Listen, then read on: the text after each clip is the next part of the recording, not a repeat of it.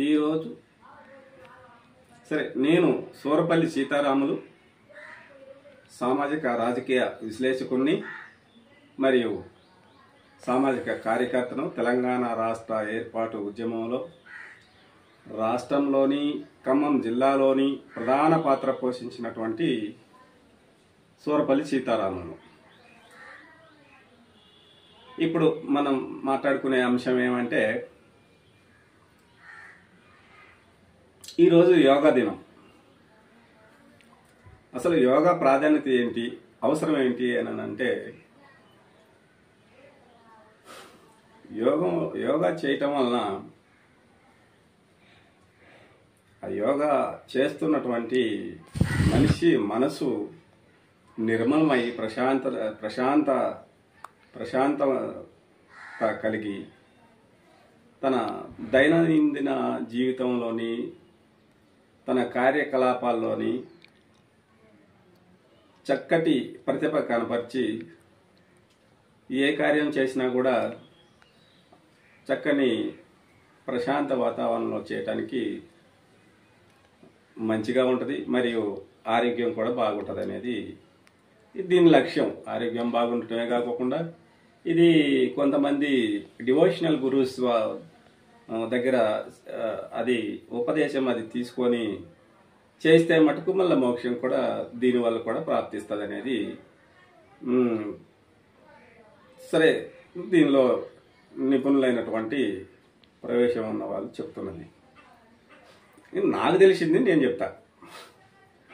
ఈ యోగా ఎట్లా చేసేదంటే,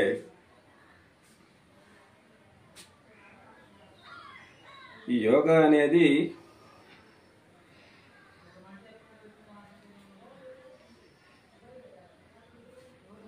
middle of the eyebrows, అక్కడ మనసు లగ్నం చేసి, అంటే భ్రువోర్ మధ్యంలో మనసు లగ్నం చేసి ఏమీ ఆలోచన లేనటువంటి యొక్క స్థితిలో ప్రశాంతంగా కూర్చొని ఎటువంటి ఆలోచన లేకోకుండా ఎన్ని నిమిషాలు ఎన్ని గంటలు చేయగలిగిన వారు అన్ని గంటలు ఈ ఎన్ను నిటారుగా నిల్చుండబెట్టి ఆ విధంగా బ్రుకుటి మధ్యన మనసు లగ్నం చేసి కూర్చునేది ఒక ప్రక్రియ. దీంట్లో చాలా ప్రక్రియలు ఉన్నాయి. ఇది చేయటం వల్ల చేసిన పాపాలు దహనం అవటమే కాకుండా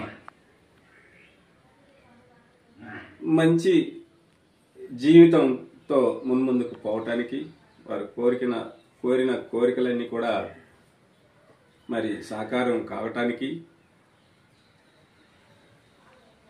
మరి వారి ఆరోగ్యం మంచిగా ఉండటానికి ఈ విధంగా చేయటం వలన ఆ చేసేవారికి ఆ విధమైనటువంటి అవకాశాలు, లాభాలు ఉన్నాయి. దీంట్లో ఏమీ లేదు, డిస్టర్బ్ లేకపోకుండా చేసే విధానం ఏమిటంటే, ప్రశాంతమైనటువంటి ప్లేసు, ఎవరు మాట్లాడుకోకుండా, కదిలించుకోకుండా, పిలవకోకుండా, డిస్టర్బ్ చేయకోకుండా ఉండేటటువంటి వాతావరణంలోని ఈ విధంగా చేయటం వలన అటు మోక్షం, ఇటు ఆరోగ్యం, ఇటు ఆనందం, ఇవన్నీ ఈ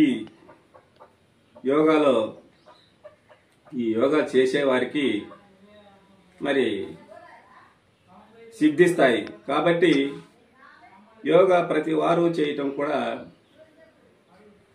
అవసరమే.